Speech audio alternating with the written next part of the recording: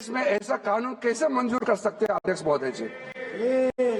हर कानून अपना अपना हिसाब से चलता है, लेकिन एक कानून दूसरे कानून के ऊपर में ओवरराइडिंग इफेक्ट होगा, ये कोई भी मान्यता नहीं दे सकता है। उसके बाद सर, मैं कुछ प्रोपोगेंडा साथ में जुड़े हुए हैं। उससे पहले जो 2013 में मुझे भी बहुत ताज्जुब हुआ कि ये पास कैसे जबरदस्ती करवाया है। 2013 में वक्त पे यूजर जो आपने प्रावधान डाला, उसके बाद 1970 से केस चल रहा था दिल्ली के अंदर में। दिल्ली के अंदर में हमारा सीजीओ कॉम्प्लेक्स है, पार्लियामेंट बिल्डिंग है, कई प्रॉपर्टीज है, और इसको वक्फ बोर्ड, दिल्ली वक्फ बोर्ड ने क्लेम किया कि ये वक्फ प्रॉपर्टीज है। उसके बाद ये केस चल रहा था अदालत में। उस समय यूपीए सरकार ने पूरा सारा जमीन को डी नोटिफाई करके वक्फ बोर्ड को दे दिया। 123 प्रॉपर्टी। अगर आज हम ये संशोधन लेके नहीं आते तो जिस सदन में हम बैठे हैं, ये पार्लियामेंट बिल्डिंग, इसको भी क्लेम किया जा रहा था। एयरपोर्ट बसंत विहार। और अगर नरेंद्र मोदी जी का सरकार नहीं आते, अगर यूपीए का सरकार कंटिन्यू रहता, तो क्या क्या बिल्डिंग को डी नोटिफाई किया जाना था। 123 प्रॉपर्टी को तो डी नोटिफाई किया। मैं रिकॉर्ड में कह रहा हूं, अपने मन से कुछ नहीं कह रहा हूं, मैं ऑफिशियल रिकॉर्ड का बात बता रहा हूं। अध्यक्ष महोदय, आप काहे को बोल रहे हो? मैं अपने से थोड़ी बोल रहा हूं, जो हकीकत बात को बता रहा हूं। अगर इसके पास तर्क नहीं है तो इस तरह यहाँ डिस्टर्ब करके बहस का स्तर को गिराने से कोई फायदा नहीं है सर, ये कोई तरीका नहीं है। सर, वक्फ बोर्ड का क्रिएट करना, एक जो वाकिफ होता है, जो अपना विलिंगली वक्फ क्रिएट करता है। मैंने व्यवस्था दे दी है, आप जब समय हो तो बोले नो, प्लीज बैठिए। ये तरीका ठीक नहीं है आपका, बैठिए आप। नो, बैठिए। माननीय मंत्री जी, सूची है 2013 की प्रॉपर्टी निकाल बताना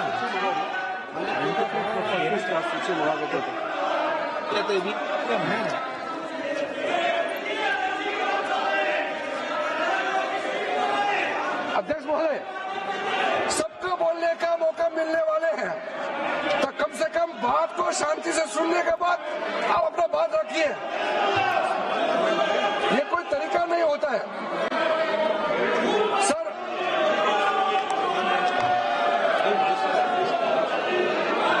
अध्यक्ष महोदय, ये जो उन्होंने गुमराह करने का कोशिश किया गया है, ये मैं कुछ केसेस आपको बताना चाहता हूं सर। आप देखिए,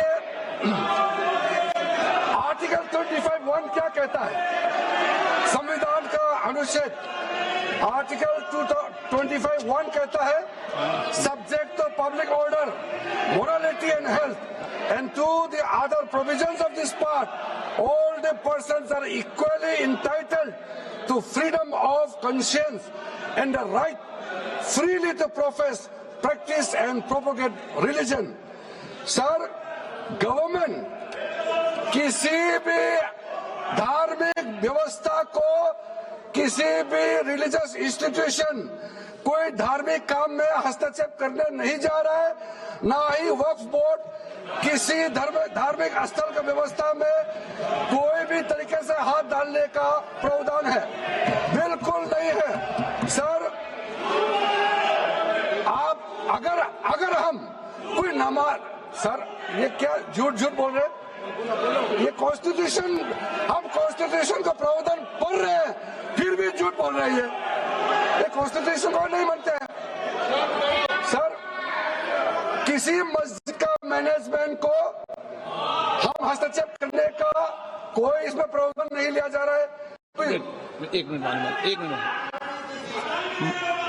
माननीय सदस्य, आप भारत की संसद में बैठे हो, गरिमा मर्यादा बनाए रखो। बैठे बैठे टिप्पणी मत करो। हाँ, आपको जब मौका मिलेगा आप अपनी बात कहना। बैठे बैठे टिप्पणी नहीं कर सकते।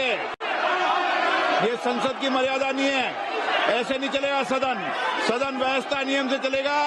किसी भी व्यक्ति को बैठे बैठे कोई भी सदस्य जो बोल रहा हो उसके बीच में टिप्पणी करने का अधिकार नहीं है। माननीय मंत्री जी। अध्यक्ष महोदय जी, ये वक्फ बोर्ड का जो प्रावधान किसी मस्जिद, किसी मंदिर, किसी धार्मिक स्थल का व्यवस्था का कोई लेना देना नहीं है। ये सिंपली एक प्रॉपर्टी का मैनेजमेंट का विषय है। ये कोई मुसलमान अपना ज़कात देता है, फितरा देता है, उसको हम पूछने वाला कौन होते हैं? ये आपका धार्मिक भावना से जुड़े हुए चीज है, उसमें सरकार का कोई लेना देना नहीं है। लेकिन ये वक्फ प्रॉपर्टी का मामला है, लेकिन वक्फ प्रॉपर्टी का मैनेजमेंट करता है, मुतवालिज करता है। ये आपको इतना बेसिक ये फर्क जो है अगर समझ में नहीं आते या जानबूझ करके आप नहीं समझना चाहते हैं तो मेरे पास इसका कोई इलाज नहीं है। अध्यक्ष महोदय जी, ये आपके माध्यम से मैं फिर से कहना चाहता हूं कि ये सर क्या ये ऐसा बहस नहीं होता है जी। आप लोग का तर्क रखने का समय में बोलिए। ये बीच में कमेंट पास करने से सर हमारा पॉइंट का फ्लो भी बिगड़ता है और आवाज भी ठीक नहीं हो, आवाज भी ठीक से नहीं जाएगा। आप क्या चीज को जवाब देंगे सर? इसमें मैं कई केसेस है जिसको मैं रेफर कर सकता हूं, लेकिन सदन में 3 केसेस का मैं रेफर करूंगा तो दूध का दूध पानी का पानी हो जाएगा कि ये धार्मिक व्यवस्था से कोई लेना देना नहीं है। आपको मैं पहला एग्जांपल देना चाहता हूं। सैयद फजल पकुया Thangal versus union of India. इसमें क्या केरला हाईकोर्ट का फैसला है। केरला हाईकोर्ट ने कहा The Waqf Board is a statutory body, pure and simple. It is not a representative body of the Muslim community. ये हाई कोर्ट का ऑर्डर है। उसके बाद इलाहाबाद हाई कोर्ट का ऑर्डर भी सुन लीजिए। Hafiz Mohammad Zafar Ahmad versus UP central Sunni board of Waqf का जजमेंट सुन लीजिए। A mutawalli's right is purely a right of management of the property and is not a proprietary right.